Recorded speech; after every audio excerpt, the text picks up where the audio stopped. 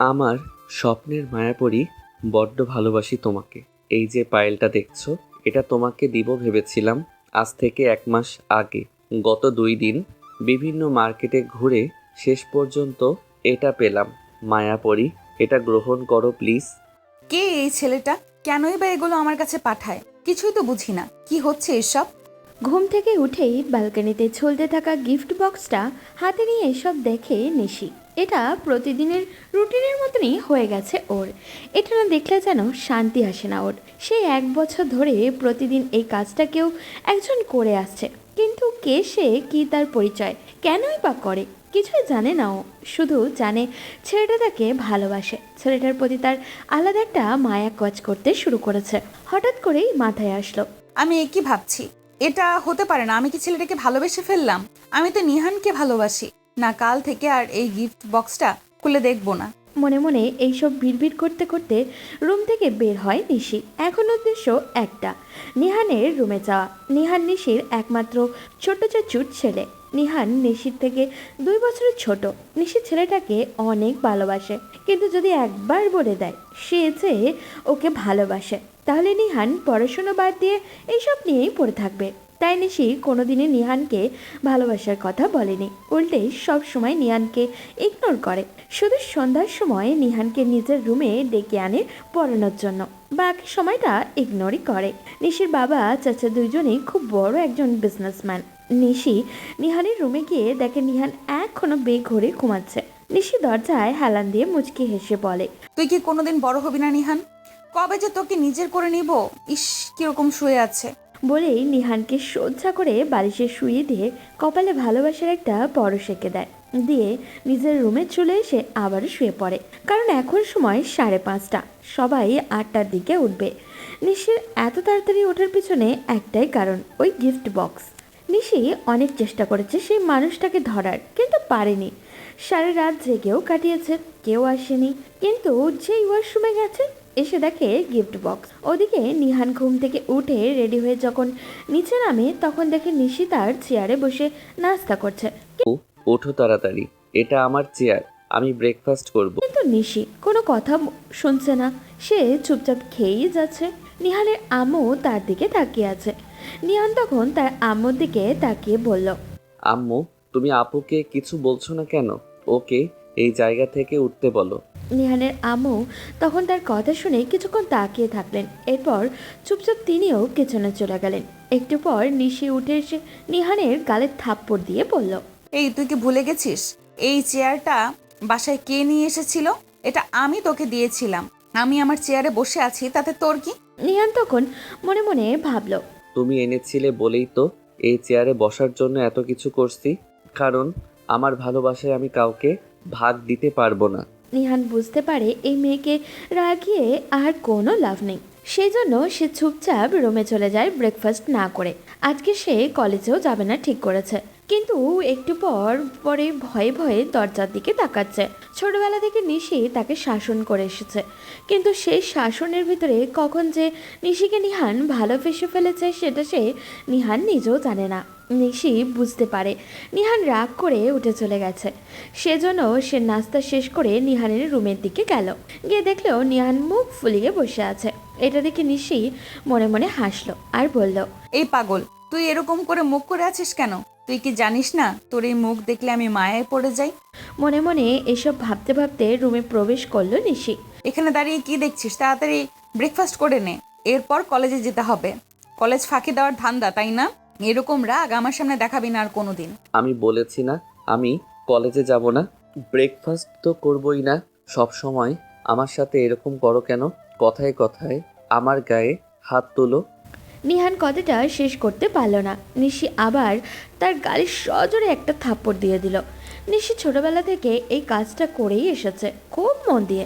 কথায় কথায় নিহানকে থাপ্পড় দেওয়া, তার এই শাসনের মাত্রা দিন দিন বেড়েই চলেছে। নিহানের আব্বু আম্মু কিছু বলে না, কারণ তারা জানে নিশি যা করতে তাদের সন্তানের ভালোর জন্যই করবে। নিশি চোখ মুখ লাল করে নিহানের দিকে তাকিয়ে আছে। নিশিকে এভাবে তাকাতে দেখে নিহান ফিক করে হেসে দিল। এই খবরদার, আর একবার যদি হাসবি তাহলে থাপ্পড় দিব আরো একটা। তাড়াতাড়ি ব্রেকফাস্ট করে রেডি হয়ে নে, আমাকে ভার্সিটিতে যেতে হবে। এরপর নিহান রেডি হয়ে নেয়। নিহান ইন্টার সেকেন্ড ইয়ারে পড়ে। 20 দিন বাকি তার এইচএসসি পরীক্ষার, সেজন্য পড়ার চাপ আরও বেশি। নিশি তখন নিহানকে নিয়ে চলে যায়। এরপর নিহানকে কলেজে দিয়ে সে তার ভার্সিটিতে চলে যায়। সেখানে যেতেই তার বান্ধবী মিলির সাথে দেখা। মিলি নিশির পাশে বসে বলল, দোস্ত, কি হয়েছে? তোর ওই প্রেমিকের ব্যাপারে কিছু জানতে পারলি নাকি? থুর, জানতে পারলে তো সবার আগে তোকেই বলতাম। কে এই কাজ করেছি কিছুই বুঝে উঠতে পারছি না। প্রত্যেকটা দিন এক ধরনের গিফট বক্স পাঠায়। আজ 1 বছর থেকে একটা দিন এমন যায়নি যে লোকটার পাঠানো জিনিস আমার কাছে আসেনি। সত্যি ছেলেটা মনে হয় তোর প্রেমে দিওয়ানা হয়ে গেছে। এইসব করে কোনো লাভ নেই। আমি নিহানকে ভালোবাসি। যদি আমার জন্য নিজের জীবনটাও দিয়ে দেয় তবুও আমি তাকে বিয়ে করব না। কি বলছিস তুই? এই পিচ্ছি ছেলেটাকে বিয়ে করবি? খবরদার, ও আমার হবু বর হতে চলেছে। সেই জন্য ওকে তুই সবসময় দুলাভাই বলে ডাকবি। আর কোনো দিন যদি পিচ্ছি বলেছিস তাহলে কিন্তু খুন করে ফেলবো।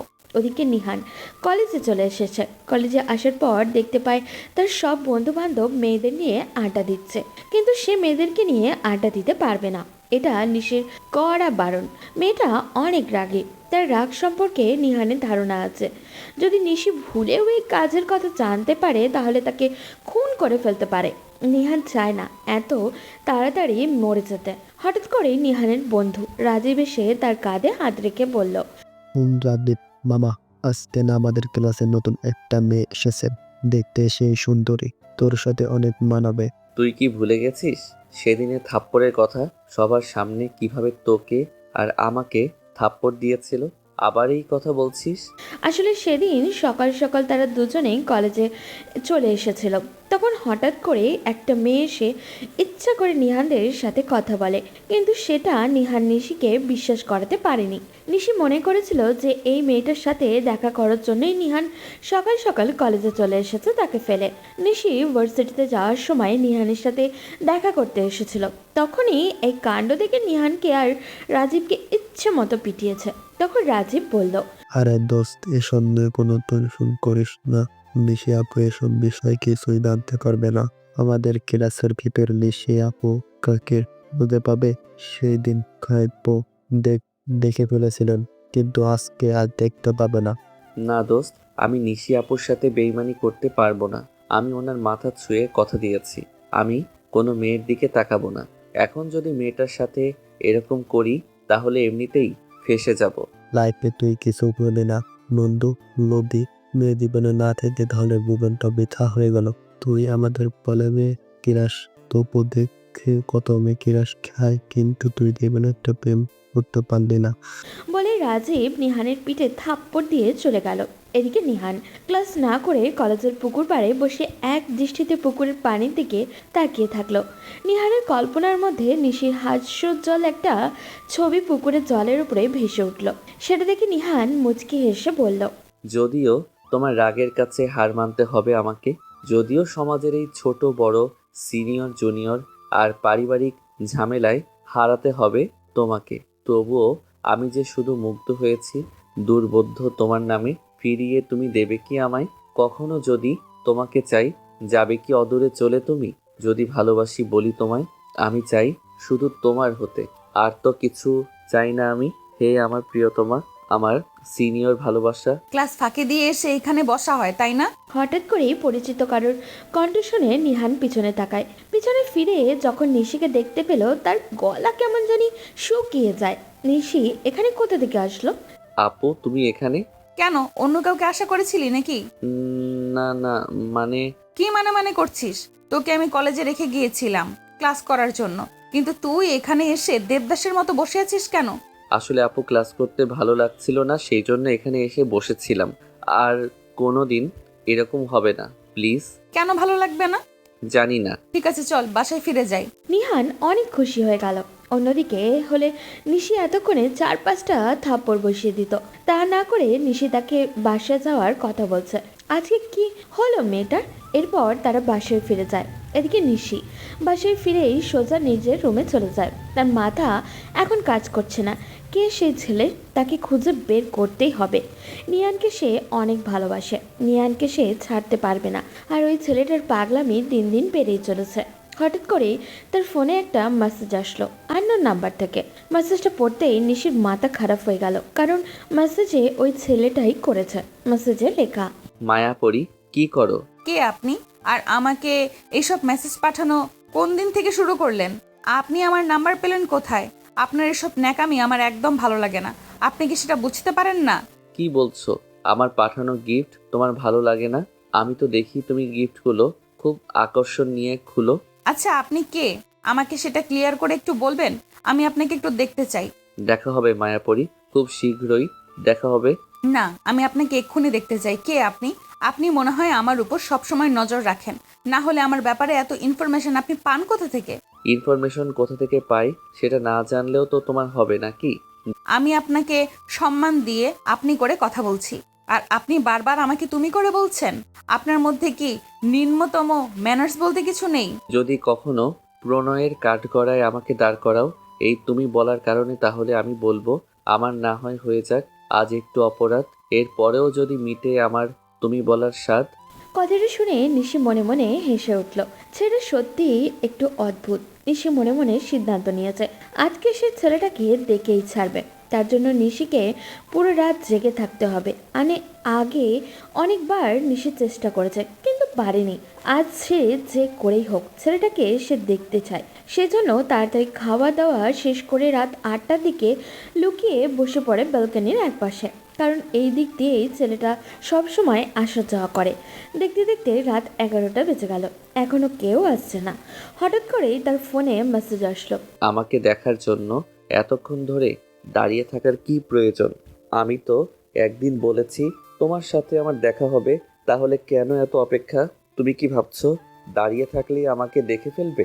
নিসি মেসেজের থেকে কোনো রিপ্লাই দেয় না, সেখানেই বসে থাকে, কারণ আজকে সে আর কোনো কথা বলবে না, এভাবে অপেক্ষা করবে।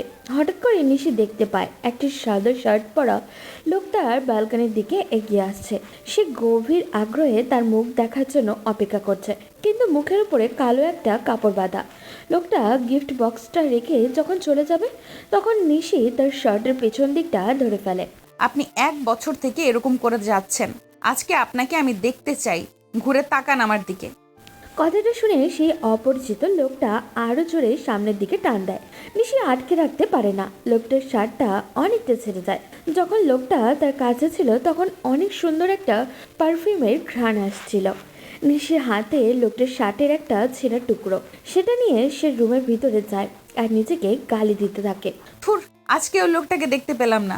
লোকটা কেন এরকম করছে? তাকে তো জিজ্ঞাসা করতে পারতাম, কিন্তু তাড়ালো না কেন? মনে মনে এইসব প্রশ্ন করে সে নিজের জায়গায় গিয়ে শুয়ে পড়ে। কিছুক্ষণ এপাশ ওপাশ করার পর আবারও ভাবে সে যে গিয়ে গিফট বক্সটা কি খুলবে। তখন সে ব্যালকনিতে থেকে গিফটের বক্সটা হাতে নেয়। বক্স খুলতেই দেখতে পায় একটা অনেক সুন্দর রঙিন কাগজের কলম, যার উপরে একটা ছোট্ট চিরকুট। মায়াপরি, আমার তো এখন সামর্থ্য নেই তোমাকে দামি কিছু দেওয়ার, কিন্তু একদিন তোমাকে আমি দিব, খুব ভালো কিছুই দিব। নিশি তখন অবাক হয়ে সেই চিরকুটের দিকে তাকিয়ে থাকে। ছেলে কি সত্যি তাকে ভালোবাসে? নিশি সব ভাবতে ভাবতে ঘুমিয়ে পড়ে। পরদিন ভার্সিটি বন্ধ, সেজন্য অনেক দেরি করে ঘুম থেকে ওঠে ও। ঘুম থেকে উঠে দেখে বাড়িতে অনেক চিৎকার চেঁচামেচি। নিশি কি হচ্ছে কিছু বুঝতে পারছে না। যখন সে রুম থেকে বের হয়ে নিহানের রুমের দিকে যায়, রুমে ঢুকতে যাবে, ঠিক তখনই সে কিছু একটা শুনতে পায়। নিহান, আমি তোমাকে অনেক ভালোবাসি। আমি আম্মুর সাথে কথা বলেছি তোমার ব্যাপারে। আম্মু বলেছে তুমি এইচএসসি শেষ করার পর মামার সাথে কথা বলবে। মামি রাজি আছেন। তোমার কি মতামত? মার কণ্ঠ শুনে নিশি চমকে দাঁড়ায়। নিজের গালে হাত দিয়েই হঠাৎই জল দেখতে পায়। সে নিজের অজান্তেই নিশি কান্না করে দিয়েছে। সে নিহানের উত্তরের অপেক্ষায়। ওদিকে নিহান মাকে কষ্ট দিতে চায় না। মেয়েটা অনেক ছোট, সবে সে ক্লাস 10-এ পড়ে। নিহান এই সময় এইরকম কিছু বলতে চায় না, যার কারণে মাহা আবেগের বশে ভুলে কিছু করে ফেলুক। সে মাহার দিকে তাকিয়ে বলে, মাহা, আমি আমার বাবা মায়ের একমাত্র ছেলে। ছোটবেলা থেকে যা ইচ্ছা চেয়েছি তাই পেয়েছি, তাই বাবা মা আমার ব্যাপারে যা সিদ্ধান্ত নেবেন তাই হবে। এখনো আমার পড়াশোনা বাকি আছে। নিশি নিহানের কাছ থেকে এমন উত্তর আশা করেনি। সে দৌড়ে সেখান থেকে ছাদে চলে যায়, গিয়ে কান্না করতে শুরু করে। নিহান, এমনটা না বললেও তো পারতি। আমি কি খুব খারাপ? আমাকে একটুও ভালোবাসা যায় না? কেন এমন করলি? তুই কি পারতি না মাহাকে আমার কথা বলতে? নাকি জীবনে একটা মুহূর্তের জন্য আমার ভালোবাসা তুই বুঝিসনি? ওদিকে মাহা আর নিহান কথা বলতেই থাকে। নিহান কিছুতেই মাহাকে বোঝাতে পারছে না আর রাগ দেখে ওকে কষ্টও দিতে পারছে না, কারণ মাহা তার ফুপির একমাত্র মেয়ে। নিহান তখন মাহাকে বুঝিয়ে বলে, মাহা, তোমাকে তো দেখতে একদম পরীদের মতো। তুমি চাইলে আমার থেকে আরো ভালো একটা ছেলে পাবে, কিন্তু আমি তো একজনকে ভালোবাসি, আর আমি জানি আমার আব্বু আম্মু আমার কথা রাখবে। কিন্তু আমি যে তোমাকে ভালোবাসি। আর কে সে যাকে তুমি ভালোবাসো? সময় হলে সব জানতে পারবে, একটু অপেক্ষা করো। মাহা নাচুর বান্দা, আজকে সে যে করেই হোক জানতে চায় নিহান কাকে ভালোবাসে। সেজন্য সে আবারও বলে, আজকে তোমার বলতেই হবে কাকে তুমি ভালোবাসো, না হলে আমি তোমার রুম থেকে যাব না। আমার মনে হচ্ছে তুমি আমাকে বিয়ে করবে না বলে এরকম বাহানা দেখাচ্ছ। আমি তোমাকে বলতে রাজি, তবে কথা দিতে হবে তুমি আর আমি ছাড়া যেন পৃথিবীর কেউ এই বিষয়ে না জানতে পারে। কেন? সেটা পরে বলবো, এখন কথা দাও। আচ্ছা ঠিক আছে।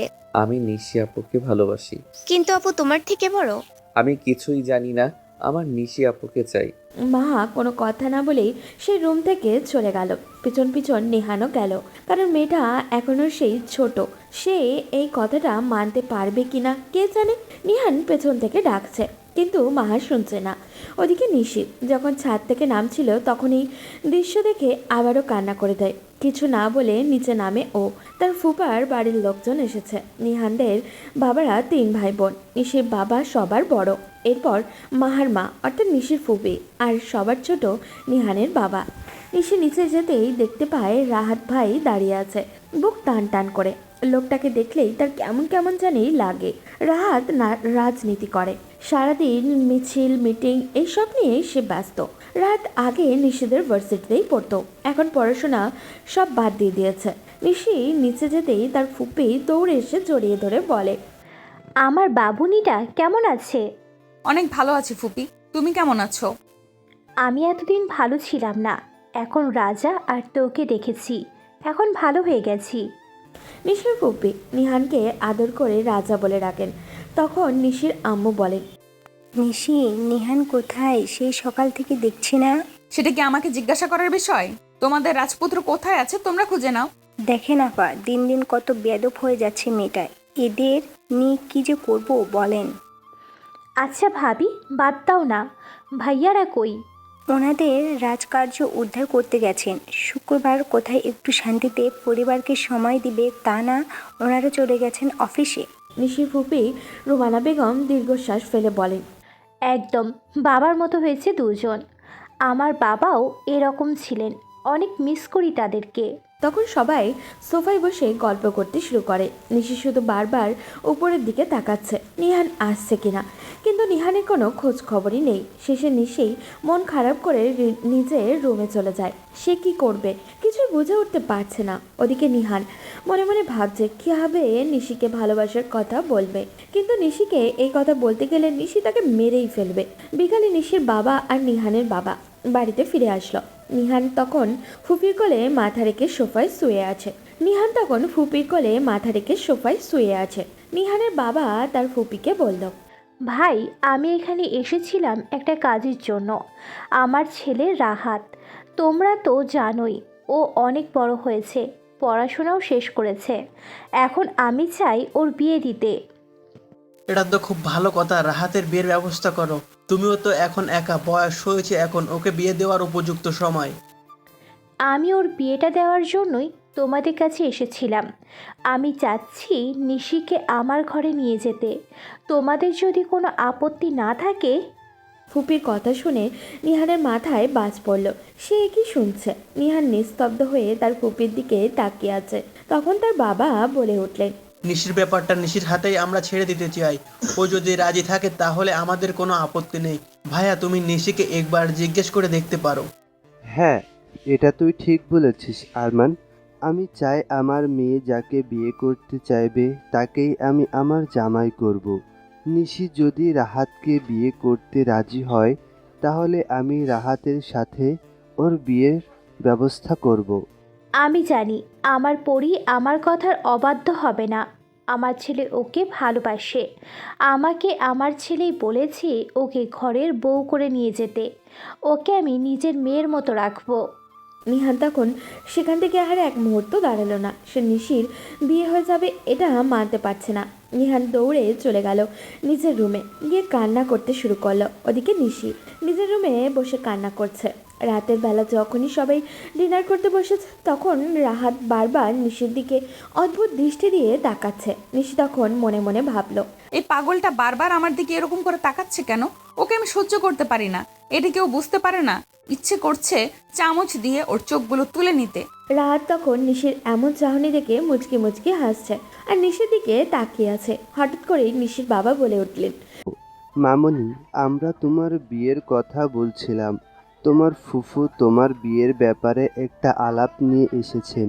তুমি যদি রাজি থাকো তাহলে রাহাতের সাথে তোমার বিয়ে দিতে চাই। নিশি তখন পানিক হচ্ছিল। হঠাৎ করে তার কাশি উঠে গেল। সে কি বলবে?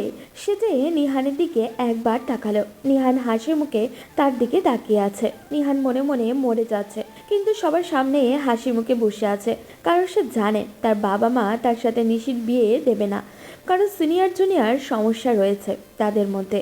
এছাড়াও সমাজের মানুষ তাদের এই সম্পর্ক মেনে নিবে না। এদিকে নিশি নিহাসে এমন হাসি দেখে অনেক রেগে যায়। সে মনে মনে সিদ্ধান্ত নেয়, তুই যদি আমাকে ভালো না বেসে মাকে নিয়ে খুশি থাকতে পারিস তাহলে আমি কেন পারবো না? আমিও রাহাতকে বিয়ে করব। তোকে আমি দেখিয়ে দিব আমিও তোকে ছাড়া ভালো থাকতে পারি। নিশি তখন তার ফুপির দিকে তাকালো। তার ফুপি অনেক আগ্রহ নিয়ে তার সিদ্ধান্ত জানার অপেক্ষা করছে। নিহান নিশির দিকে তাকিয়ে আছে। সে জানতে চায় নিশির সিদ্ধান্ত কি। নিশি যদি না করে তাহলে সে খুশিতে আত্মহারা হয়ে যাবে। কিন্তু নিশি তার দিকে তাকিয়ে আবারও বলে উঠল, বাবা মা, তোমরা আমাকে ছোটবেলা থেকে যা চেয়েছি দিয়েছো। আমি তোমাদের সিদ্ধান্তের উপর কোনো কথা বলবো না। তোমরা যদি চাও আমাকে একটা পাগলের সাথে বিয়ে দিতে তাহলেও আমি রাজি। আর সেখানে তো রাহাত ভাই দিব্যি ভালো মানুষ। আমি রাজি আছি, তোমরা সব ব্যবস্থা করো। সঙ্গে সঙ্গে নিহান খাবার টেবিল থেকে উঠে গেল। এখানে বসে থাকলে হয়তো নিজেকে কন্ট্রোল করতে না পেরে সবার সামনে কান্নাই করে দিবে। তখন নিহানের বাবা বলে উঠলেন, কি ব্যাপার, তুই খাওয়া দাওয়া ছেড়ে চলে যাচ্ছিস? কি সমস্যা তোর? না বাবা, আমার আর খিদে নেই। আমি এখন রুমে যেতে চাই। আমার কিছুই ভালো লাগছে না। বলেই নিহান নিজের রুমে চলে যায়। নিশি তখন নিহানের যাওয়ার দিকে তাকিয়ে আছে। ওদিকে নিহান নিজের রুমে গিয়ে একের পর এক জিনিস ভাঙতে শুরু করে। সারা রাত দরজা বন্ধ করে কান্না করছে। পরদিন থেকে সবাই বিয়ের জন্য প্রস্তুতি নিতে শুরু করলো। ওদিকে রাত যখনই বাইরে গেল তখন হঠাৎ করেই তার সামনে কয়েকটা ছেলে এসে বলল, এই ছেলে তোর সাহস কি করে হলো তুই নিশিকে বিয়ে করতে চাস? নিশিকে বিয়ে করার শখ আজ মিটিয়ে দিব। কি ভাই, আপনারা এভাবে তাকিয়ে আছেন কেন আমার দিকে? আর এটা আমার বাবা মার সিদ্ধান্ত। আমার মামা মামিরা সবাই রাজি আছেন, তাহলে তোমরা কেন আমাকে বাধা দিচ্ছ? তোমাদের সাথে নিশ্চিত কি সম্পর্ক? সেটা তোকে বলতে যাব কেন? নিশি ম্যাডামকে আমাদের স্যার বিয়ে করবে। তুই মাঝখানে কোথা থেকে চলে আসলি? আজকে তোর আসল জায়গাটা কেটে দিব। বলেই ছেলেগুলো রাহাতকে মারতে শুরু করলো। রাহাত তাদের মার খেয়ে মাটিতে শুয়ে রইল। এরপর ওই ছেলেগুলো রাহাতকে নিয়ে হসপিটালে ভর্তি করে দিল। নিশি তখন নিজের রুমে শুয়ে কান্না করছে। তার কিছুই ভালো লাগছে না। হঠাৎ করেই তার ফোনে মেসেজ আসলো, মায়াপরি, তুমি আমাকে ছাড়া অন্য একজনকে বিয়ে করতে চাইছো? তুমি কি ভাবছো তোমার বাড়ির খবর আমি জানতে পারবো না? তোমার বাড়িতে যে তোমার বিয়ে নিয়ে কথা হচ্ছে সেটা আমি অনেক আগেই জানতে পেরেছি। তাই তোমার হবু স্বামীকে হালকা করে সাইজ করে দিয়েছি। একটু কষ্ট করে পিজি হসপিটালে যাও, গিয়ে দেখো তোমার হবু স্বামীর কি অবস্থা। নিশি তখন লোকটাকে আবারও মেসেজ করতে যায়, কিন্তু সে অফলাইনে চলে যায়। একটা অজানা ফেসবুক আইডি থেকে বারবার তাকে মেসেজ করা হচ্ছে, আবার একটা অচেনা নাম্বার থেকেও মেসেজ করা হচ্ছে। দুইটাই ওই লোক করেছে সেটা নিশি বুঝতে পারছে, কিন্তু কিছুই করার নেই। সে তখন দৌড়ে চলে যায় সেই হসপিটালে। সাথে তার বাবা মা সবাইকে নিয়ে যায়। গিয়ে দেখতে পায় রাহাতের হাতে পায়ে ব্যান্ডেজ করা অবস্থায় পড়ে আছে। রাহাত তখন তার মায়ের দিকে তাকিয়ে বলে, মা, আমাকে কয়েকটা অচেনা ছেলে এসে মেরে দিয়ে গেছে। আমি নিশিকে কেন বিয়ে করতে চাই সেটা জানতে চাই তারা। তাদের বস নাকি নিশিকে বিয়ে করবে। নিশি তখন মনে মনে বুঝতে পারে কে এই কাজ করেছে, কিন্তু কিছুতেই বলবে না, কারণ তার বাবা মা তাকে সন্দেহ করতে পারে। সে চুপচাপ দাঁড়িয়ে আছে। আর তখন তার বাবা বলল, কি বলছো রাহাত? নিশিকে বিয়ে করার জন্য তোমার উপর কেউ হামলা চালিয়েছে? না না, এটা হতে পারে না। আমার মনে হয় তোমার কোনো রাজনৈতিক শত্রু এই কাজ করেছে। নিশির সাথে তো কারো সম্পর্ক নেই। বাবা, তোমরা আমাকে ছোটবেলা থেকেই দেখছো, আমি কারোর সাথে কোনো প্রেমের সম্পর্কে জড়াইনি। আমার মনে হয় ওনার কোনো রাজনৈতিক শত্রু ওনাকে মেরে চলে গেছে। আমারও সেটাই মনে হয়। তোকে বারবার বলেছিলাম রাজনীতি না করতে, কিন্তু আমার কথা শুনিস না। এখন দেখ কিভাবে তোকে মেরে দিয়ে গেল। এক সপ্তাহ পর রাহাতকে নিয়ে যাওয়া হয় বাসায়। এই এক সপ্তাহের ভিতরে নিহান আর নিশির কোনো কথা হয়নি। আজকে সন্ধ্যায় নিশি নিহানের রুমে যায়, গিয়ে দেখতে পায় নিহান বিছানায় গুটিসুটি হয়ে শুয়ে আছে। এই এক সপ্তাহের ভিতরে একদিনের জন্যও তার গিফট আসা বন্ধ হয়নি। নিহানের এমন অবস্থা দেখে নিশির অনেক কষ্ট হচ্ছে, কিন্তু এখন নিহানকে বুঝতে হবে ওর পরীক্ষার মাত্র 10 দিন বাকি। যদি ঠিকমতো প্রস্তুতি না নেয় তাহলে পরীক্ষা দিতে পারবে না ও। এখানে শুয়ে আছিস কেন? তাড়াতাড়ি উঠে আয়, পড়তে বসবি না? না আপু, তুমি আমার রুম থেকে চলে যাও, আমি একা একাই পড়তে পারবো। আমার এসব ভালো লাগছে না, আমাকে নিয়ে তোমার কোনো টেনশন করতে হবে না। এই ছেলে, আমার মুখের উপরে কথা বলছিস? তোর সাহস কি করে হলো? তাড়াতাড়ি উঠে আয় বলছি, না হলে কিন্তু থাপ্পড় দিয়ে দাঁতগুলো সব ফেলে দিব। নিহান তখন কোনো কথা না বলে নিশির সাথে হাঁটতে শুরু করে। এরপর নিশির রুমে গিয়ে পড়তে বসে। আগে নিহান পড়তে বসলে নিশিকে এটা ওটা জিজ্ঞেস করে পড়া ফাঁকি দেওয়ার চেষ্টা করত, কিন্তু আজ চুপচাপ পড়ছে। এটা নিশির একদম ভালো লাগছে না। নিশি তখন নিহানের দিকে তাকিয়ে বলল, নিহান, তোর কি হয়েছে? এই কয়েকদিন থেকে লক্ষ্য করছি তুই আমার সাথে তেমন কথা বলছিস না, কারোর সাথেই তুই মিশিস না। কি সমস্যা তোর? আমার বিয়ে নিয়ে তোর কোনো সমস্যা আছে? নিহান মনে মনে ভাবে তার বিয়ে নিয়ে সে তো সকল সমস্যা। সে তো নিশিকে ভালোবাসে, সেটা সাহস করে বলতে পারছে না। আবার নিশিকে হারিয়ে ফেলার এই ভয়টাও সহ্য করতে পারছে না। সে নিশির দিকে করুণ দৃষ্টিতে তাকিয়ে আছে। নিশি নিহানের এমন তাকানো দেখে মনে মনে কিছুটা আন্দাজ পায়, কারণ হয়তো নিহান তাকে ভালোবাসে। কিন্তু নিহান হাসি মুখে বলে, না আপু, তুমি বিয়ে করতে চাইছো, এতে আমার সমস্যা হবে কেন? আমার এমনিতেই মন ভালো নেই, সেজন্য কারোর সাথে তেমন কথা বলছি না। তোমার বিয়ে নিয়ে আমার সমস্যা হবে কেন? দুজন দুই দিকে মনে কারোর সাথে কারোর মিল নেই। কেউ কারোর সামনে নিজের দুর্বলতা প্রকাশ করতে চাইছে না। নিশি নিহানের উত্তর শুনে চুপচাপ নিহানকে ধমক দিয়ে পড়তে বলে। এরপর ব্যালকনিতে গিয়ে দাঁড়িয়ে থাকে। তখন সে মনে মনে ভাবে, একবার যদি ওই অপরিচিত লোকটা দেখতে পেত তাহলে নিহানকে না পেলেও ওই অপরিচিত ব্যক্তিকে বিয়ে করে ফেলতো। এরপর ওই রাহাতের মতো পাগলকে সে কোনোদিনও বিয়ে করবে না। নিশি আবারও দৌড়ে ঘরে ফিরে নিহানকে বলে, নিহান, জানিস আমি রাহাতকে বিয়ে করতে চাই না, কিন্তু বাবা মার জন্য রাজি হয়ে গেছি। নিহান নিশির কথা শুনে অবাক দৃষ্টিতে নিশির দিকে তাকিয়ে আছে। কি বলবে সে? এখন তো তার পক্ষে নিশিকে ভালোবাসার কথা বলা সম্ভব নয়, কারণ নিশি যে তাকে ছোট ভাইয়ের মতনই দেখে। সে যদি ভালোবাসার কথা বলে তাহলে নিশি রাগ করতে পারে। নিহান মাথা নিচু করে নিশিকে বলে, এখন এই কথা আমাকে বলে কোনো লাভ হবে না। তুমি আব্বু আম্মু, বড় আম্মু সবাইকে বলে দিয়েছো তুমি রাহাত ভাইয়াকে বিয়ে করতে চাও, তাহলে এখন এসব বলে আমাকে কেন চিন্তায় ফেলছো? নিশি ভেবেছিল যে নিহানকে একটা কথা বলতে হয়তো নিহান তাকে নিজের দুর্বলতার কথাটা প্রকাশ করবে, কিন্তু নিহান যে তার সাথে এই রকম ব্যবহার করবে এটা সে ভাবতেও পারেনি। নিশি তখন নিহানের কোনো কথা না বলে বাইরে চলে যায়। দেখতে দেখতে নিহানের পরীক্ষাটাও শেষ হয়ে যায়। এই পরীক্ষার সময় নিশি নিহানের অনেক খেয়াল রেখেছে, কিন্তু আগের মতো কথা বলতে পারেনি। নিহান আগের মতো ফ্রি হতে পারেনি নিশির সাথে। মাঝে মাঝে নিশির ব্যবহারে নিহানের মতো মনে হতো নিশি তাকে ভালোবাসে, কিন্তু সেটা প্রকাশ করছে না। কিন্তু মাঝে মাঝে আবারও এইরকম ব্যবহার করতো যে নিহানকে সে কোনোদিনও ভালোবাসতে পারবে না। নিহান অদ্ভুত এক সমস্যার মধ্যে পড়ে যায়। এর মধ্যে সেই অপরিচিত লোকের পাগলামি আরও দিন দিন বেড়েই চলেছে। রাহাত সুস্থও হয়ে গেছে। সবাই চাচ্ছে রাহাতের সাথে নিশির বিয়েটা দিয়ে দিতে, কিন্তু নিশি কিছুতেই চায় না রাহাতকে বিয়ে করতে। নিশি রাতের বেলা শুয়ে এইসব জিনিসই চিন্তা করছে। হঠাৎ করেই তার রুমের সব লাইট বন্ধ হয়ে যায়। সে এদিক ওদিক তাকাচ্ছে, কিন্তু কিছু হচ্ছে না।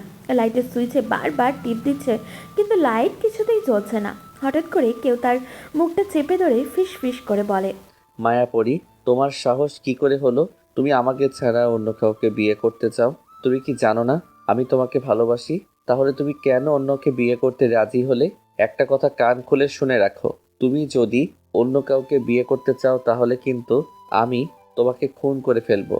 এরপর নিজেও মরে যাব। কে আপনি? আর আমার রুমে এভাবে আসলেন কেন? রাতের বেলা একটা মেয়ের রুমে লুকিয়ে আসা কোন ধরনের ভদ্রতা? আমি তোমার রুমে যখন ইচ্ছা আসব, যখন ইচ্ছা যাব, সেটা আমার ব্যাপার। কিন্তু তুমি কেন অন্য ছেলেকে বিয়ে করতে চাও সেটা আমাকে ক্লিয়ার করে বলো। কেন বিয়ে করব না? এটা আমার পার্সোনাল লাইফ। আপনি এখান থেকে চলে যান, না হলে হঠাৎ করে কেউ চলে আসবে, এরপর আমার সম্মান নষ্ট হবে। তুমি তোমার সম্মান নষ্ট হওয়ার কথাটা ভাবছো, আর আমার যে এদিকে জীবন নষ্ট হয়ে যাচ্ছে। আজ 1 বছর থেকে এত চেষ্টা করছি, তবুও কি তুমি আমার প্রতি একটুও দুর্বল হওনি? আমি আপনার প্রতি কেন দুর্বল হব? আপনি কি আমাকে গিফট পাঠিয়ে দুর্বল করে দেবেন ভাবছেন? আমি আপনার প্রতি একটু দুর্বল হইনি। যেদিন আপনার মুখ দেখতে পারবো সেদিন বুঝবো আপনার প্রতি আমার কোনো ফিলিংস আছে কি নাই। তুমি কি সত্যি আমাকে দেখতে চাও? হ্যাঁ, দেখতে চাই। তাহলে খুব শীঘ্রই দেখতে পাবে। 5 দিন পর তোমার বার্থডে, তাই না? তাহলে সেদিনই আমি তোমার সামনে চলে আসব। জানি না তোমার কি রকম অনুভূতি হবে সেদিন। তোমার মনে আছে তোমার চাচাতো ভাইকে নিয়ে তুমি গিয়েছিলে একটা পার্কে? সেদিন তোমাকে আমি দেখেছিলাম। সেদিনই তোমার রূপের প্রেমে আমি পড়ে গেছি। তোমাকে আমি কিছু গিফট পাঠিয়ে দিয়েছি। কাল সকালে সেগুলো তোমার টেবিলে পেয়ে যাবে। তুমি তোমার বার্থডের দিন এগুলো পরে চলে আসবে আমার সাথে দেখা করতে। তবে তুমি একা আসবে। নিশি তখন ছেলেটার কণ্ঠ কিছুটা চিনতে পারলেও পুরোপুরি চিনতে পারছিল না। তার শরীর থেকে সেই পারফিউমের ঘ্রাণটা এখনও আসছে। ছেলেটা কিছুক্ষণের জন্য উধাও হয়ে আবারও ফিরে আসে। এসেই নিশির ঠোঁটজোড়া চেপে ধরে। নিশি কোনো কথা বলতে পারে না। একটু পর ছেলেটা তাকে ছেড়ে দিয়ে আবারও সেই ব্যালকনি দিয়ে চলে যায়। সে চলে যেতেই রুমের মধ্যে লাইট চলে আসে। নিশি তখন মনে মনে অনেক রাগ নিয়ে চিল্লিয়ে বলে, বজ্জাত, ইঁদুর মারার বিষ খাইয়ে তোকে মেরে ফেলবো। আমার ঠোঁটের সাথে ঠোঁট মেলানোর সাহস তোর কি করে হলো? এইসব ভাবতে ভাবতে নিশি টেবিলের দিকে তাকায়। দেখতে পায় কয়েকটা ব্যাগ সেখানে। ওদিকে পরের দিন সকালে যখন ব্রেকফাস্ট করতে যায় তখন দেখে নিহান চুপচাপ বসে আছে, কোনো কথা বলছে না। চোখগুলো অনেক লাল হয়ে আছে। নিহান কালকে সারা রাত শাওয়ারের নিচে দাঁড়িয়েছিল। তার কিছুই ভালো লাগছে না। নিশির বিয়ে হয়ে যাবে সেটা সে সহ্য করতে পারছে না। কালকে রাতে যখন সে ডিনার করতে এসেছিল তখন তার বাবা মা কথা বলেছিল। আপা, রাহাত তো সুস্থ হয়ে গেছে। তাহলে রাহাতের বাবাকে নিয়ে তুমি আমাদের বাড়িতে আসো, আমরা ওদের বিয়ের ব্যাপারে কথা বলি। রাহাত এভাবে আর কতদিন বসে থাকবে? হ্যাঁ ভাই, ওর বাবাকে আমি বলেছিলাম ওর বাবা বিদেশ থেকে আসতে লেট হবে, তাই বলেছে আমরাই যেন বিয়ের ব্যবস্থাটা করে ফেলি। উনি সরাসরি বিয়ের দিন আসবেন। তাহলে আর দেরি কি? আগামী শুক্রবার ওদের বিয়ের ব্যবস্থা করে ফেলি। আমার এতে কোনো আপত্তি নেই। তোমরা যেদিন ভালো মনে করবে সেদিনই বিয়ে হবে। নিহান সেটা সহ্য করতে পারেনি। রুমে এসে শাওয়ারের নিচে দাঁড়িয়েছিল। সেজন্য মাথায় অনেক ব্যথা করছে, কিন্তু এটা কাউকে বুঝতে দিলে চলবে না। এর মধ্যে নিশিও সেখানে এসে হাজির। নিশি টেবিলে বসতেই তার ফুপি বলে, পরি, তোমার সাথে আমার ছেলের বিয়ের ব্যবস্থা করছি আগামী শুক্রবার। আজকে বিকেলে রাহাতকে নিয়ে তুমি চলে যাও শপিংয়ে। তোমাদের কি প্রয়োজনীয় সেটা কিনে নিয়ে আসো। আমরা বড়রা গিয়ে কী করব? নিহান তখন পাশ থেকে শুধু গালাগালি করছিল মনে মনে তার ফুপিকে। এই মহিলাটা না আসলেই না আসলে আজ এই ঝামেলা হতো না। নিহান রাহাতের দিকে তাকাতে দেখলেও রাহাত বেশ খুশি বিষয়টা নিয়ে। নিশিও কোনো কথা বলছে না। তখন নিহানের মা বলল, আপা, নিহানকে নিয়ে যাক না ওরা। নিহান সাথে থাকলে ওদের একটু হেল্প হবে। নিহান তখন তার মায়ের দিকে তাকালো। এমনিতে তার কিচ্ছু ভালো লাগছে না। এর মধ্যে যদি তাদের শপিং দেখে তাহলে তো তার মাথা খারাপ হয়ে যাবে। কিন্তু মায়ের অর্ডার নাও করতে পারবে না। সেজন্য সে ব্রেকফাস্ট না করেই নিজের রুমে গিয়ে শুয়ে থাকে। বিকাল হতে হতেই নিহানের শরীরে জ্বর চলে আসে। তখন হঠাৎ করেই মাথা নিহানের রুমে আসে। নিহান ভাইয়া, তোমার কি হয়েছে? কিছু না মাহা, তুমি কেন আমার রুমে এসেছো? আমি কি আসতে পারি না? তুমি বললে তুমি নিশি আপুকে ভালোবাসো। এখন তো নিশি আপুর বিয়ে হয়ে যাচ্ছে ভাইয়ার সাথে। তুমি আমাকে মেনে নাও না প্লিজ। আমি তোমাকে অনেক ভালোবাসি। মাহা, তুমি বুঝতে পারছো না, আমার এখন বিয়ে নিয়ে কোনো চিন্তা নেই। আমি এখনো অনেক ছোট, তাই এসব ঝামেলা করো না প্লিজ। আমার মাথা ব্যথা করছে।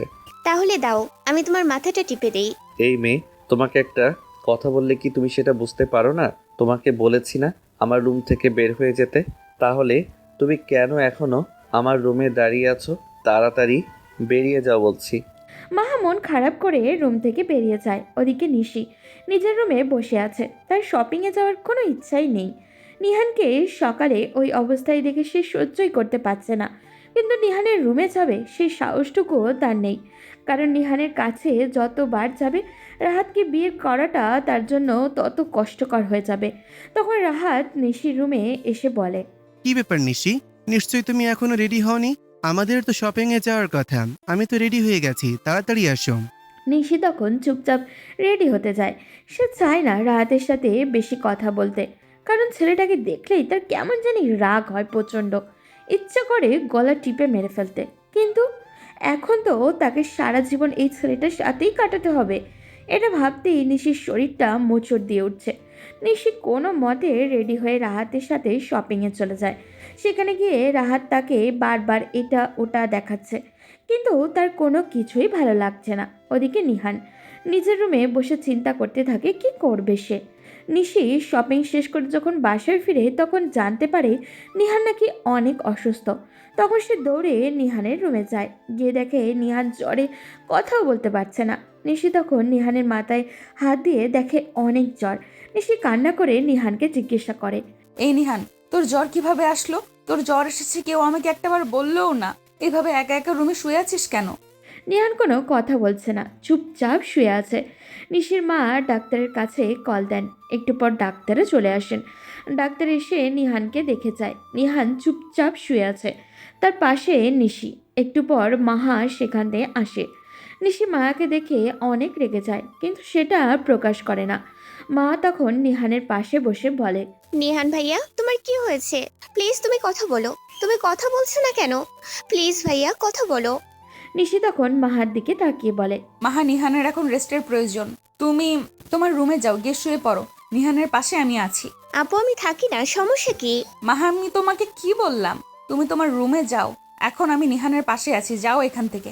মাহা রাগ করে সেখান থেকে চলে গেল। ওদিকে নিহানের প্রচণ্ড মাথা ব্যথা করছে, সে চোখ মেলে তাকাতেও পারছে না। নিহান তখন আস্তে আস্তে বলে, আপু, আমার না খুব ঠান্ডা লাগছে। নিহান কাঁপতে শুরু করে। নিশি কি করবে কিছুই বুঝে উঠতে না পেরে নিহানকে শক্ত করে জড়িয়ে ধরে শুয়ে থাকে। পুরো রাত থেমে থেমে জ্বর উঠেছে নিহানের। নিশি একটা বারের জন্যও ঘুমাতে পারেনি। নিহান সকালে ঘুম থেকে উঠে মাথাটা একটু হালকা অনুভব করে। পাশে তাকিয়ে দেখে নিশি শুয়ে আছে। নিহান তখন অবাক দৃষ্টিতে নিশির দিকে তাকিয়ে মনে মনে ভাবে, আপু, কখন আসলা এই রুমে? নিহানের নড়াচড়ার শব্দে নিশিরও ঘুম ভেঙে যায়। সে নিহানের দিকে তাকিয়ে জিজ্ঞাসা করে, তোর জ্বর কমেছে? হ্যাঁ আপু, এখন আমি সুস্থ আছি। ঠিক আছে, তাহলে শুয়ে রেস্ট নে। আমি যাই, তোর জন্য নাস্তার ব্যবস্থা করছি। নাস্তা করে ওষুধ খেতে হবে। নিহান তখন কোনো কথা বলে না। নিশি রুম থেকে বেরিয়ে যায়, গিয়ে কিছু খাবার নিয়ে আসে। নিহানকে কিছু বলতে না দিয়ে নিশি তাকে মুখে তুলে খাওয়াতে থাকে। নিহান মনে মনে ভাবছে, এই মুহূর্তটা যদি এখানেই থেমে থাকতো, আর যদি এই সময়টা সামনে এগিয়ে না যেত, এভাবেই যদি সারা জীবন কাটিয়ে দেওয়া যেত। কিন্তু সেটা কি সম্ভব নয়?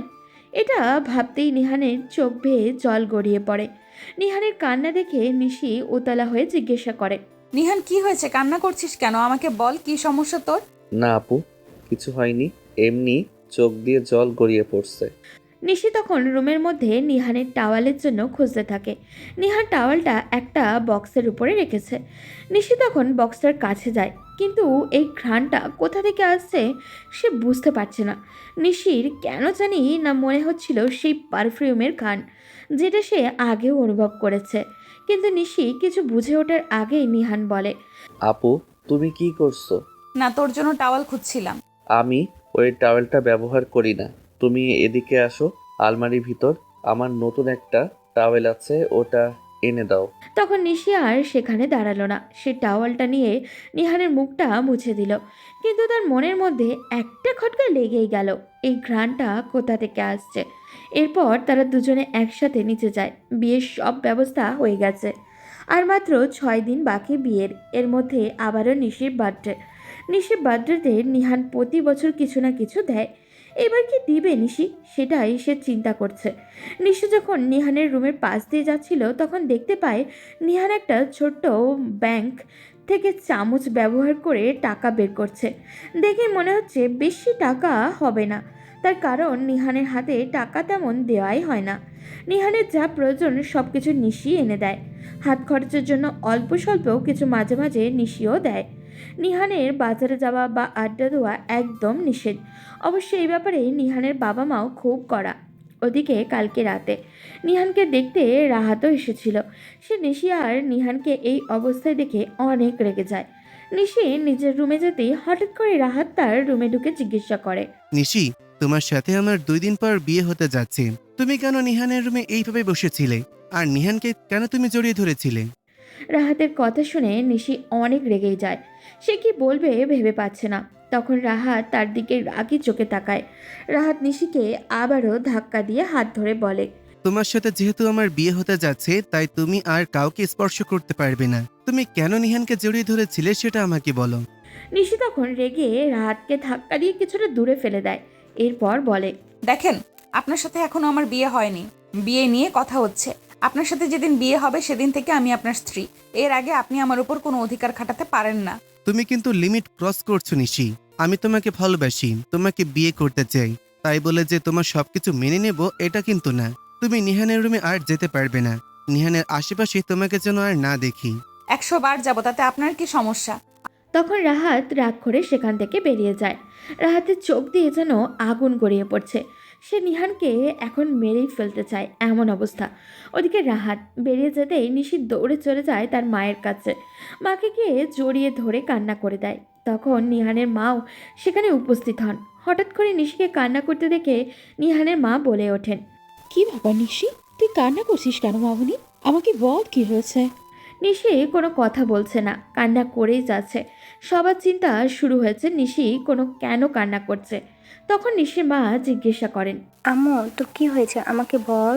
নিশি তখন কান্না করতে করতে বলে, আম্মু, আমি রাহাত ভাইকে বিয়ে করতে পারবো না। ওনার সাথে আমি মানিয়ে নিতে পারবো না। তোমরা ফুপিকে একটু বোঝাও। নিশির কথা শুনে সবাই নিশির দিকে অবাক দৃষ্টিতে তাকিয়ে থাকে। এটা কোনোদিনও সম্ভব নয়। রাহাত আর নিশির বিয়েতে সব কথা হয়ে গেছে, এখন হঠাৎ করে নিশি এসে বলছে বিয়ে করবে না।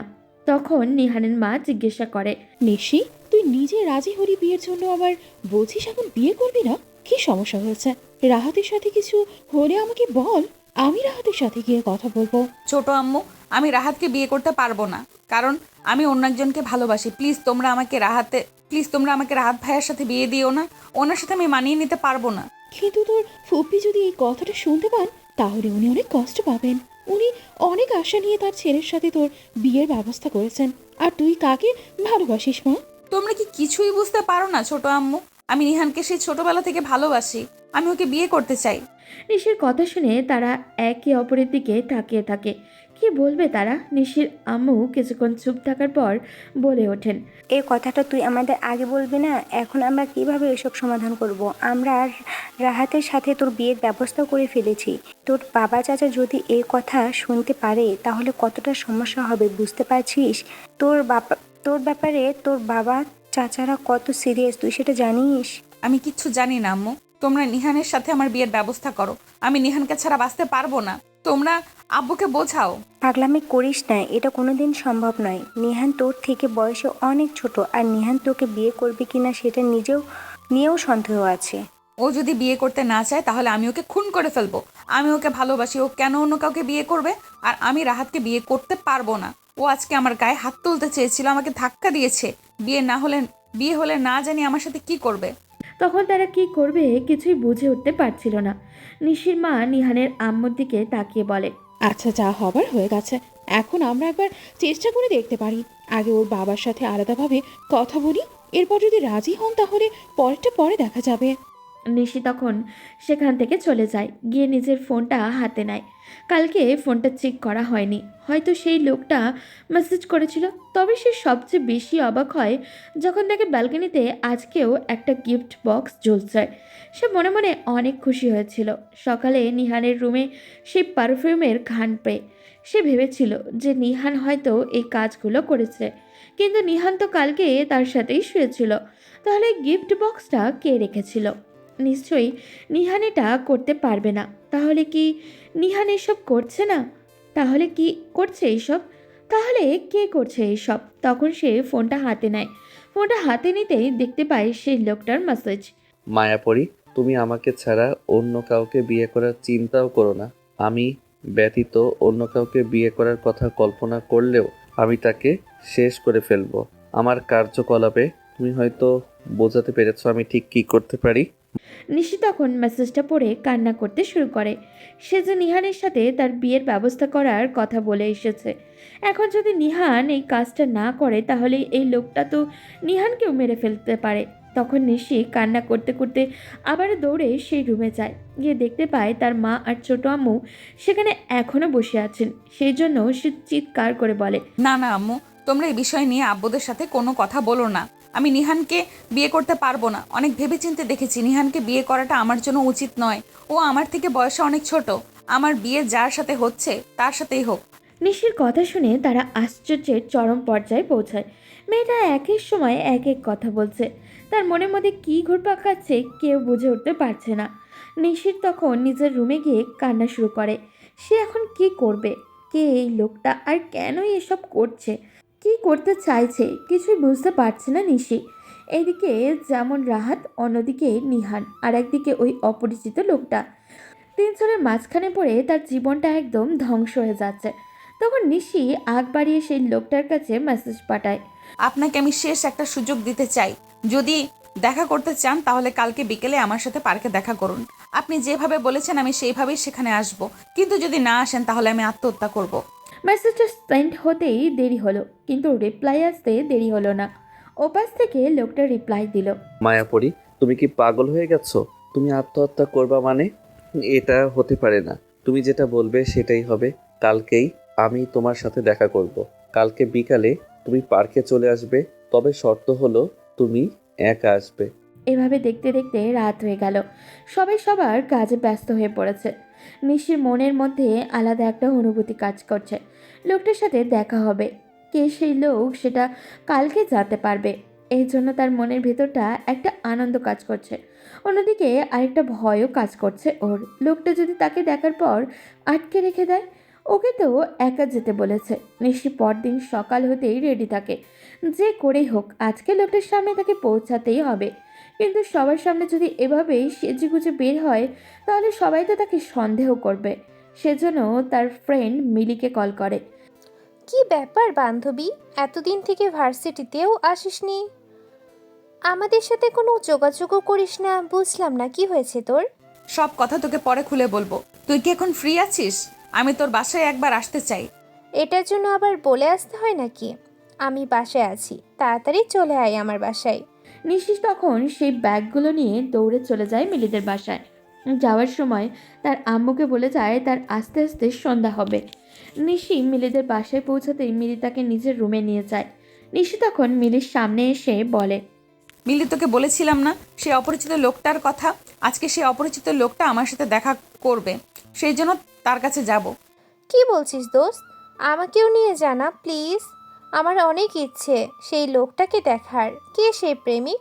আমি একটাবার দেখতে চাই তাকে। কিন্তু তোকে নিয়ে যাওয়া সম্ভব নয়, কারণ লোকটা বলেছে একা দেখা করতে চায়। আমাকে একাই যেতে হবে। এই গিফটগুলো পাঠিয়েছে, এগুলো পরে যাওয়ার কথা বলল। মিলি তখন মন খারাপ করে নিশিকে সাজতে শুরু করে। নিশির সাজ শেষে সে আয়নার সামনে গিয়ে নিজেকেই চিনতে পারছে না। তখন মিলি বলে, দোস্ত, তোকে আজ যে সুন্দর লাগছে না, লোকটা যদি তোকে ধরে বিয়ে করে ফেলে তাহলে কি হবে? নিশি তখন মুচকি হেসে মিলিকে একটা ধাক্কা দিয়ে সেখান থেকে চলে আসে, কারণ বিকাল হতে চলল। নিশি পার্কে গিয়ে অপেক্ষা করতে শুরু করে, কিন্তু সেই লোকটা এখনও আসছে না। তখন নিশি লোকটাকে মেসেজ করে। আপনি কোথায়? আমি তো চলে এসেছি। আমি অনেক আগেই চলে এসেছি, তবে এতক্ষণ শুধু আমার মায়াপরীকে দেখছিলাম। আজকে তোমাকে ভয়ঙ্কর সুন্দর লাগছে। আমি বড় বটগাছটার পেছনে আছি। তখন নিশি সেই বট গাছের পেছনে যায়। গিয়ে দেখতে পায় একটা লোক উল্টো ঘুরে দাঁড়িয়ে আছে। তখন নিশি পাশে গিয়ে জিজ্ঞাসা করে, কে আপনি? আর আপনি আমাকে বারবার এরকম মেসেজ পাঠান কেন? আজকে আমি আপনার মুখটা দেখতে চাই, একটু ঘুরেন একবার। তখন সেই লোকটা আস্তে আস্তে কথা বলতে শুরু করে। লোকটার প্রথম কণ্ঠ শুনবে সরাসরি, সেই জন্য নিশি অপেক্ষা করতে থাকে।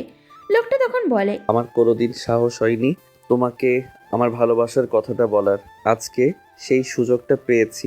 আমি তোমাকে ঠিক কতটা ভালোবাসি সেই হিসাব যদি করতে পারতাম তাহলে হয়তো পৃথিবীর সময়ের হিসাবটাই বন্ধ হয়ে যেত। নিশি কণ্ঠটা শুনেই চিনতে পেরে যায়। তখন সে দৌড়ে গিয়ে তাকে পিছনে ঘোরায়। সে সামনে নিহান দাঁড়িয়ে আছে, হাতে একটা গোলাপ আর একটা গিফট বক্স নিয়ে। গিফট বক্সটা ঠিক সেই রকম যেই রকম 1 বছর থেকে তার রুমের সামনে এনে রেখে দিয়ে যায়। নিশি নিহানের দিকে তাকিয়ে আছে। নিহান মাথা নিচু করে তার সামনে দাঁড়িয়ে আছে। নিশি তখন নিহানকে ধাক্কা দিয়ে বলে, নিহান তুই তুই তাহলে এতদিন থেকে এসব করছিলি? নিহান কোনো কথা বলছে না, চুপচাপ নিচের দিকে তাকিয়ে দাঁড়িয়ে আছে। নিশি আবারও নিহানকে ধাক্কা দিয়ে বলে, কিরে, তোর এত সাহস কোন দিন থেকে হলো? এখন কথা বলছিস না কেন? নিহান তখন করুণ চোখে নিশির দিকে তাকায়, আস্তে আস্তে বলে, আপু, আমি তোমাকে সত্যি অনেক ভালোবাসি, কিন্তু তোমার ভয়ে কোনোদিন বলতে পারিনি। কিন্তু আজ আমি বলতে চাই, আমি তোমাকে ভালোবাসি আপু। নিহানের মুখে ভালোবাসার কথা শুনে নিশি গিয়ে একের পর একটা থাপ্পড় দিতে থাকে। নিহান ভাবে নিশি হয়তো তাকে ভালোবাসে না, সেজন্য নিহান কান্না করে নিশির পায়ে ধরে বলে, খুব ভালোবাসি আপু, প্লিজ তুমি আমাকে ফিরিয়ে দিও না। আমি তোমাকে সত্যি অনেক ভালোবাসি। তুমি সারা জীবন আমাকে শাসন করলেও আমি তোমার শাসন মেনে নিতে রাজি আছি। তবুও প্লিজ আমাকে ছেড়ে যেও না। নিহানের এমন কান্নায় নিশির বুক কেঁপে ওঠে। সে নিহানকে উঠিয়ে শক্ত করে জড়িয়ে ধরে বলে, এই ছোট লোক, একটা কথা বলতে তোর এতদিন সময় লাগলো? আমি তোর জন্য এতদিন অপেক্ষা করলাম। আমি ভাবতাম যে আমি শুধু একাই তোকে ভালোবাসি, তুই আমাকে ভালোবাসিস। এতদিন বলিসনি কেন? আমি অনেক ভয় পেতাম তোমাকে, সেই জন্য সাহস করে কোনোদিন বলতে পারিনি। কিন্তু আজকে তো বলে দিলাম। কিন্তু তুই যে আমাকে এত গিফট পাঠাতি, এত টাকা তুই কোথায় পেতি? তোকে তো কোনো টাকা দেওয়া হতো না। আমাকে যে পকেট মানির টাকা দেওয়া হতো সেগুলো আমি জমিয়ে রাখতাম। এরপর সেখান থেকে আস্তে আস্তে তোমাকে গিফট পাঠাতাম। যখন আমার কাছে কোনো টাকা থাকতো না তখন আমি নিজে কিছু বানিয়ে না হয় ধার করে হলেও তোমাকে গিফট পাঠাতাম। আমি কখনো তোমাকে গিফট পাঠানো বন্ধ করিনি, কারণ আমার ভয় হতো তুমি হয়তো আমাকে ভুলে যেতে পারো। নিশি কি বলবে বুঝে উঠতে পারছে না। নিহান তাকে এতটা ভালোবাসে সে কোনোদিনও ভাবতে পারেনি। নিশি নিহানকে টানতে টানতে বাসায় নিয়ে যায়। তাদের দুজনকে এই অবস্থায় বাসায় ঢুকতে দেখে সবাই তাদের দিকে অবাক হয়ে তাকিয়ে থাকে। নিশির বাবা তার কাছে এসে জিজ্ঞাসা করে, কিরে নিশি, তুই নিহালকে এভাবে টেনে নিয়ে আসলি কেন? কি হয়েছে তোদের? আব্বু, আমি নিহানকে ভালোবাসি আর নিহানও আমাকে ভালোবাসে। আমি রাহাত ভাইকে বিয়ে করতে পারবো না। রাহাত ভাইয়ের সাথে আমার সম্পর্কটা স্বাভাবিক নয়, ওনাকে আমি মানিয়ে নিতে পারবো না। তাদের কথা শুনে পরিবারের সবাই তাদের দিকে তাকিয়ে আছে। রাহাত তো হাঁ হয়ে তাকিয়ে আছে নিশির দিকে। এটা স্বাভাবিক, কারণ তাদের বিয়ের সব ব্যবস্থা হয়ে গেছে। কাল নিশি তার সাথে গিয়ে বিয়ের শপিংও করেছে, কিন্তু আজকে সে এমন কথা বলবে এটা কেউ ভাবতে পারেনি। তুই কি বলছিস? তোর কি মাথা ঠিক আছে? বিয়ে করবি মানে রাহাতের সাথে তোর বিয়ের সব ব্যবস্থা হয়ে গেছে। তুই বলছিস নিহানের সাথে তুই বিয়ে করবি? তুই তো বলেছিলি রাহাতের সাথে বিয়েতে তুই রাজি, তাহলে এখন কেন এসব বলছিস? আর নিহান, তোর এত বড় সাহস কি করে হলো? তুই তোর থেকে বড় একটা মেয়েকে বিয়ে করতে চাস? ছোট আব্বু, তুমি নিহানকে কিছু বলবে না। এমনিতেই অনেক ভয়ে আমাকে কথাটা বলেছে। আমি নিহানকে বাধ্য করেছি আমাকে ভালোবাসার জন্য। যদি তোমরা আমাদের বিয়ে না দাও তাহলে কিন্তু আমি আত্মহত্যা করব। আর ফুপি, তুমি আমাকে ক্ষমা করে দিও প্লিজ। তাদের ফুপি তখন কি বলবে কিছু বুঝে উঠতে পারছিলেন না। তাদের দিকে শুধু অবাক দৃষ্টিতে তাকিয়েছিলেন। নিহানের বাবা মা অনেক ভয় পেয়ে যান আত্মহত্যার কথা শুনে। তখন নিশির বাবা বলেন, মান, আমি আমার মেয়েকে হারাতে পারবো না। তোর যদি কোনো আপত্তি না থাকে তাহলে নিহানের সাথে আমি নিশির বিয়ে দিতে চাই। কিন্তু ভাইয়া, আপার কি হবে? আপা অনেক আশা করে রাহাতের সাথে নিশির বিয়ে ঠিক করে রেখেছেন। এখন যদি নিহানের সাথে নিশির বিয়ে হয় তাহলে রাহাতের কি হবে? নিহানের ফুপি তাদের দিকে এগিয়ে এসে দুজনকে জড়িয়ে ধরে বলেন, আমার কোনো আপত্তি নেই ভাইয়া। ওরা যদি একে অপরকে বিয়ে করে সুখে থাকে তাহলে আমার কি সমস্যা? আমি রাহাতকে অন্য জায়গায় বিয়ে দিতে পারবো। আমি ওদেরকে কষ্ট দিতে চাই না। তোমরা ওদের বিয়ে ব্যবস্থা করো। না মা, আমি নিশিকা ছাড়া আর কাউকে বিয়ে করতে পারবো না। তুমি এটা কিভাবে করলে? তুমি আমার সাথে নিশির বিয়ে দিবে বলেছিলে, তাহলে তুমি কেন এখন নিশিকে নিহানের সাথে বিয়ে দিতে চাইছো? আর নিশি, তোমার সাথে আমার বিয়ে ঠিক হয়ে গেছে, তাহলে এখন এসব ঝামেলার কারণ কি? রাহাতের কথা শুনে তার মা কাছে যান। গিয়ে তাকে বুঝিয়ে বলেন, কিন্তু রাহাত কিছুতেই মানতে রাজি নয়। সে রাগ করে বাড়ি থেকে বেরিয়ে যায়। ওদিকে সবাই নিহান আর নিশির বিয়ে নিয়ে ব্যস্ত হয়ে পড়ে। তখন নিহানের ফুপ্পি গিয়ে নিহানদের বাবার সামনে দাঁড়িয়ে বলেন, তোমরা রাহাতের ব্যাপার নিয়ে কোনো টেনশন করো না। আমি রাহাতকে বোঝালে রাহাত বুঝবে। তোমরা নিহান আর নিশির বিয়ের ব্যবস্থা করো। তখন তারা দুজনেই অনেক খুশি হয়। তাদের পরিবার তাদের বিয়েতে কোনো আপত্তি করেনি। এরপর তারা তাদের রুমে চলে যায়। ওদিকে একটু পরে নিহান বের হয় বাসা থেকে, কারণ নিশি তাকে আইসক্রিম আনার জন্য পাঠিয়েছে। নিহান আইসক্রিম আনতে একটা দোকানে যায়। ওদিকে রাহাত আর কিছু বন্ধুবান্ধব নিয়ে নিহানকে কিডন্যাপ করার জন্য এগিয়ে আসে। তারা গাড়ি নিয়ে আসছিল, তখন হঠাৎ করে নিহানকে বাইরে দেখতে পায়। সঙ্গে সঙ্গে তারা গাড়ি থামিয়ে নিহানকে সেখান থেকে তুলে নিয়ে যায়। ওদিকে নিহানের যখন জ্ঞান ফিরে, তখন দেখতে পায় সে একটা রুমের মধ্যে বাঁধা অবস্থায় পড়ে আছে। আশেপাশে তাকিয়ে দেখে পুরো রুমটা অন্ধকার, আশেপাশে কেউই নেই। ওদিকে রাহাত তখন নিহানের বাসায় কল করে। দৌড়ে এসে নিশির বাবা কলটা ধরেন। নিহানকে যদি তোমরা বাঁচতে দাও তাহলে আমার সাথে নিশির বিয়ের ব্যবস্থা করো। আজকে আমি নিশিকে বিয়ে করতে চাই। তোমরা যদি নিহানকে বাঁচাতে চাও তাহলে তাড়াতাড়ি নিশিকে নিয়ে চলে আসো আমার দেওয়া ঠিকানায়। রাহাত, কি বলছো? তোমার মাথা খারাপ হয়ে গেছে? নিশিকে তুমি কেন বিয়ে করবে? নিশিকে তুমি বিয়ে করে সুখী হতে পারবে না। বড় মামা, আমি এসব কিছুই বুঝতে চাই না। তোমরা যদি ওকে বাঁচাতে চাও তাহলে চলে আসো। 1 ঘন্টা সময় দিলাম। 1 ঘন্টার ভেতরে তুমি যদি না আসো তাহলে কিন্তু নিহানকে গুলি করে মেরে দেব। তখন সবাই এসে ফোনের কাছে জড়ো হতে শুরু করে। যখন এই কথাটা নিশি শুনতে পায়, তখন সে কান্না করতে শুরু করে। সব কিছুর জন্য সে নিজেকে দায়ী ভাবতে শুরু করে। নিশি তখন কান্না করে তার ছোট আব্বুর কাছে গিয়ে বলে, ছোট আব্বু, এটা কি করে হলো?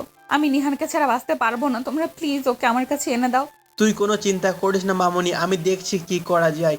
এসব বিষয় নিয়ে টেনশন করার দরকার নেই। না ছোট আব্বু, তোমরা তাড়াতাড়ি আমাকে নিহানের কাছে নিয়ে চলো। আমি নিহানের কষ্ট সহ্য করতে পারবো না। তখন তারা কি করবে কিছুই বুঝে উঠতে পারছিল না। এভাবে বসে থাকলে চলবে না। নিশির বাবা পুলিশের কাছে কল দেয়। থানা কাছাকাছি ছিল, সেজন্য 10 মিনিটের মধ্যে পুলিশও চলে আসে। তখন নিশির বাবা পুলিশ অফিসারকে বলেন, অফিসার, আমার ভাতিজাকে কিডন্যাপ করা হয়েছে। কিডন্যাপার আমাদের কল করেছিল। আপনারা ওকে খুঁজে বের করুন প্লিজ। কিডন্যাপার আপনাদের কেন লোকেশন দিয়েছে? হ্যাঁ, আমাদের ঠিকানা দিয়েছে, কিন্তু আমরা ওখানে যেতে ভয় পাচ্ছি, কারণ ওখানে ওরা অনেক লোক আছে। আমরা গেলে আমাদের উপর আক্রমণ হবে। ওরা বলেছে আমাদের মেয়েকে নিয়ে যেতে, না হলে আমাদের ভাতিজাকে মেরে ফেলবে। আপনারা কি বলছেন? আমি তো কিছুই বুঝতে পারছি না। একটু ক্লিয়ার করে সব ঘটনা আমাকে খুলে বলুন তো। এরপর তারা পুলিশ অফিসারের কাছে সব ঘটনা খুলে বলেন। ওদিকে মাহা নিহানের কিছু হয়ে যাবে এটা সহ্য করতেই পারছিল না। সে দৌড়ে রাহাতের রুমে যায়, কারণ রাহাতের বন্ধু নিলয় মাহাকে অনেক ভালোবাসে। সে মাহাকে অনেকবার প্রপোজও করেছিল, কিন্তু মাহা তাকে বারবারই রিজেক্ট করেছে। এখন নিহানের বাঁচাতে হলে ওই নিলয়কেই ব্যবহার করতে হবে। মাহা তাড়াহুড়ো করে নিলয়কে কল করে। নিলয় ভাইয়া, আমাকে একটা হেল্প করবে প্লিজ? নিলয় মাহার কল পেয়ে পাগল হয়ে যায়। সে কোনো দিনও ভাবতে পারেনি যে মাহা তাকে ফোন করবে। নিলয় তখন মাহাকে বলে, মায়া, কি হয়েছে তোমার? তোমাকে কিভাবে সাহায্য করতে পারি বলো? আমি তোমার জন্য জীবনও দিতে পারি। আমি জানি তুমি ভাইয়ার সাথে আছো। ভাইয়া নিহান ভাইয়াকে কিডন্যাপ করে নিয়ে গেছে। তোমরা প্লিজ নিহান ভাইয়াকে ছেড়ে দাও। এটা সম্ভব নয় মাহা, কারণ রাহাত অনেক রেগে আছে। এখন যদি আমি এটা করতে যাই তাহলে রাহাত আমাকেও মেরে ফেলবে। আমি তোমাকে কথা দিচ্ছি, ওকে যদি তোমরা ছেড়ে দাও তাহলে তুমি যা বলবে আমি সেটাই করব। তুমি আমাকে সাহায্য করো প্লিজ। আমি ভাইয়াকে এই বিষয়ে কিচ্ছু বলবো না, আর তুমি ভাইয়াকে বুঝতে দেবে না যে তুমি আমাকে সাহায্য করছো। ওদিকে তারা দুজন একে অপরের সাথে কথা বলতে থাকে। ওদিকে পুলিশ সবাইকে নিয়ে বেরিয়ে পড়ে। রাহাত আগে থেকেই জানতো যে তারা পুলিশ নিয়ে আসবে, সেজন্য সে আগে থেকে প্রস্তুত নিয়ে রেখেছিল। রাহাত নিহানের সামনে গিয়ে বন্দুক ধরে বলে, তোর কত বড় সাহস, তুই আমার ভালোবাসা কেড়ে নিতে এসেছিস? তোকে বলেছিলাম না আমার রাস্তা থেকে সরে যেতে? তাহলে তুই কেন আমার ভালোবাসা কেড়ে নিতে চাচ্ছিস? রাহাত ভাই, আপনি এমনি ঝামেলা করবেন না। আমরা একে অপরকে ভালোবাসি। আপনি মাঝখানে এসে এই ঝামেলা শুরু করেছেন। রাহাত নিহানকে মারতে শুরু করে। রাগের বশে নিহানকে একের পর এক আঘাত করছে রাহাত। আমি জানতাম আমার মামারা পুলিশ নিয়ে আসবে। অফিসার, আপনাদেরকে বলে দিচ্ছি, যদি আমাদের কাছে বাধা দিতে আসেন তাহলে কিন্তু আমি গুলি করব। এই, তোকে শেষবারের মতো বলছি, বন্দুক নামিয়ে ফেল। যদি কিছু করিস তাহলে কিন্তু পরে আফসোস করতে হবে। রাহাত তখন বন্দুক তাক করে নিহানের কাছে চলে যায়। নিহানের মাথায় বন্দুকে এটা দেখে তার পরিবারের সবাই কান্না করতে শুরু করে। তখন রাহাত বলে, ছোট মামা, তুমি যদি তোমার ছেলেকে বাঁচাতে চাও তাহলে এখনই এই পুলিশ অফিসারকে এখান থেকে চলে যেতে বলো। যদি পুলিশ এই জায়গায় থাকে তাহলে আমি কিন্তু নিহানকে মেরে ফেলবো।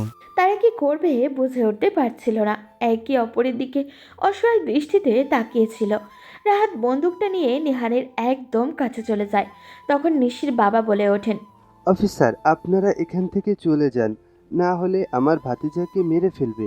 আপনারা কোনো চিন্তা করবেন না, আমি ছেলেটাকে ধরে ফেলবো। এরকম কত অপরাধীকে আমরা শাস্তি দিয়েছি, আপনারা নিশ্চিন্তে থাকতে পারেন। এখানে আমার ভাতিজার জীবনের ব্যাপার, তাই আমি কোনো রিস্ক নিতে চাই না। আপনারা এখান থেকে চলে যান প্লিজ। পুলিশ তখন সেখানে থেকে বের হয়ে বাইরে দাঁড়িয়ে থাকে। কিন্তু রাহাত ভাবে পুলিশ চলে গেছে। তখন সে ভেতরে থাকা তার একটা বন্ধুকে বলে, আমরা যে কাজী সাহেবকে ধরে নিয়ে এসেছিলাম তাকে তাড়াতাড়ি এখানে নিয়ে আয়। আমি আজ এখনই নিশুকে বিয়ে করতে চাই। আমার কাছ থেকে নিশুকে কেউ কেড়ে নিতে পারবে না। রাহাত বাবা, কেন এরকম করছিস বল? আমি তো তোর মা। আমার দিকে তাকিয়ে তুই এসব বন্ধ কর।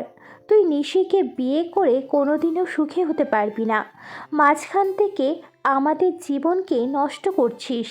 তুমি আমার মা হয়ে আমার সাথে বেইমানি করতে পারলে আমি কেন পারবো না? আমাকে তুমি নিশুর সাথে বিয়ে দিবে বলে এখন এরকম করছো? তখন সবাই একে অপরের দিকে তাকিয়ে এটা ওটা বলছে। নিলয় নিহানের চেয়ারের পাশে চুপচাপ দাঁড়িয়ে আছে। নিশি অনেক কান্না করছে, কিন্তু তার হাতে কিচ্ছু করার নেই। এরপর কাজীকে ডেকে নিয়ে আসা হয়। রাহাত তখন বলে, কাজী সাহেব, বিয়ে পড়ানো শুরু করেন তাড়াতাড়ি। আমি এখনই নিশুকে বিয়ে করব। তারা এইসব কথা বলতে থাকে। হঠাৎ করে নিলয় নিজের বন্দুকটা দিয়ে রাহাতের মাথার পিছন দিকে আঘাত করে। রাহাত উল্টে মাটিতে পড়ে যায়। রাহাতও পড়ে যেতেই নিলয় দ্রুত নিহানের হাতের বাঁধন খুলে দেয়। নিহান দৌড়ে গিয়ে নিশিকে জড়িয়ে ধরে। রাহাত কোনো মতে পেছন ঘুরে বলে, নিলয় দোস্ত, তুই এটা কিভাবে করতে পারলি? আমার তো মাথা ঘুরে যাচ্ছে। আমার কথাই করেছে ভাইয়া। তুমি আমার ভালোবাসাকে মেরে ফেলবে আর আমি বসে বসে দেখবো, তাই না? তোর ভালোবাসা মানে? আমি নিহান ভাইয়াকে ভালোবাসি। তুমি নিশাপুকে পাওয়ার জন্য আমার ভালোবাসাকে মেরে ফেলবে, সেটা আমি মেনে নেব কেন? এটা একদম ঠিক করলি না বোন, তোকে এর শাস্তি পেতে হবে। তখন পুলিশ ভিতরে এসে রাহাতকে ধরে নিয়ে গেল। সবাই বাড়ি আসার জন্য গাড়িতে উঠে পড়ল, কিন্তু মাহা সেখানেই দাঁড়িয়ে আছে। নিলয় মাহার সামনে এসে বলল, আমি তোমার সামনে কোনোদিন ভালোবাসি দাবি নিয়ে আসবো না। শুধু বলো আমার পাশে থেকো। কেন দাবি নিয়ে আসবে না? তুমি নিঃস্বার্থভাবে আমাকে ভালোবেসে এসেছো। এতদিনের মর্যাদা আমি না দিলেও এখন আমি চেষ্টা করব তোমাকে মানিয়ে নেয়ার। নিলয় মাহাকে শক্ত করে জড়িয়ে ধরল। তখন মাহা বলল, আব্বু আম্মুকে বলে আমাদের বিয়ের ব্যবস্থা করো। এত পিচ্ছি বয়সে পাকনামি করো না, এখনো অনেক সময় আছে বাকি। পড়াশোনা শেষ হোক, আমি তো চলে যাচ্ছি না। এখন চলো, নিশি আপুর বিয়ে খেতে হবে। চলো। ওদিকে 2 দিন পর নিশি লাল বেনারসি পরে স্টেজে বসে আছে। ভালোবাসার মানুষকে পাওয়ার আনন্দ কাজ করছে মনের ভিতরে। শেরওয়ানি পরিহিত অবস্থিত নিহানকে একদম রাজকুমারের মতো মনে হচ্ছে।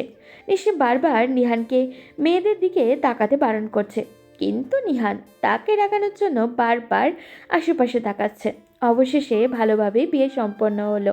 বাসর ঘরে যেতে নিহানের কেমন একটা অদ্ভুত অনুভূতি হচ্ছিল, কিন্তু জীবনে তো এই দিন একবারই আসে। তাই সে সাহস করেই রুমে ঢুকলো। নিহান দেখে নিশি এসে পা ধরে সালাম করছে। নিহানের তো লজ্জায় মরে যাওয়ার অবস্থা। যে মেয়েটা 2 দিন আগেও তাকে কথায় কথায় থাপ্পড় দিত, আজ সেই মেয়েটাই তার পা ধরছে। নিহান একটু বেশি উৎসাহী হয়ে পাটা একটু সামনে বাড়িয়ে দেয়। এটা দেখে নিশি রেগে পা ছেড়ে নিহানের কলার চেপে ধরে বলে, কি ভাবছিস পিচ্ছি? তোর বউ হয়েছি বলে সব ছেড়ে দিব? এখনো রং দেখছো? রঙের ডিব্বা দেখোনি? সরি বউ, আজকের আমাদের বাসর রাত। চুপ, আগে আমার প্রশ্নের উত্তর দাও, না হলে জনগণ আমাকে পেটাবে। সেদিন যে তুমি অসুস্থ ছিলে, আমার ঘরে গিফট কে রাখছিল? আর রাহাতকে কে মারছে? আমি জানি, তুমি না। কারণ তোমার সাহস কতটুকু? ওগুলো সব আমার বন্ধু রাজীব করছে। ও জানে আমি তোমাকে ঠিক কতটা ভালোবাসি। নিহান লক্ষ্য করছে আজকে নিশি তাকে তুমি করে বলছে। এটা দেখে তার মনে লাড্ডু ফুটছে। নিহান তখন মুখ গোমরা করে বলে, আমারও একটা অভিযোগ আছে। আমার গালগুলো সব কত ফর্সা ছিল, শুধুমাত্র তোমার থাপ্পড়ের কারণে এত লাল হয়েছে। এই থাপ্পড়ের বিচার কে করবে? বলে আমার বাবুটির বুঝি কষ্ট হতো? আসো, তোমাকে একটা দেই। ধুর, কি বলো? সবার সামনে লজ্জা করে না? তাহলে সবাইকে যেতে বলো। ও হ্যাঁ, আপনারা চলে যান, পরের গল্পে দেখা হবে। বুঝতেই তো পারছেন কত স্যাক্রিফাইস করে পেয়েছি। একটা ছেলের কাছে পকেট মানির টাকা জমানো আর বাঁশ দিয়ে যুদ্ধ করে বিশ্বজয় করার সমান। তবে আমি সেটা পেরেছি। তবে যাওয়ার আগে গল্পটি কেমন লাগলো জানাতে ভুলবেন না। দেখা হবে পরের গল্পে।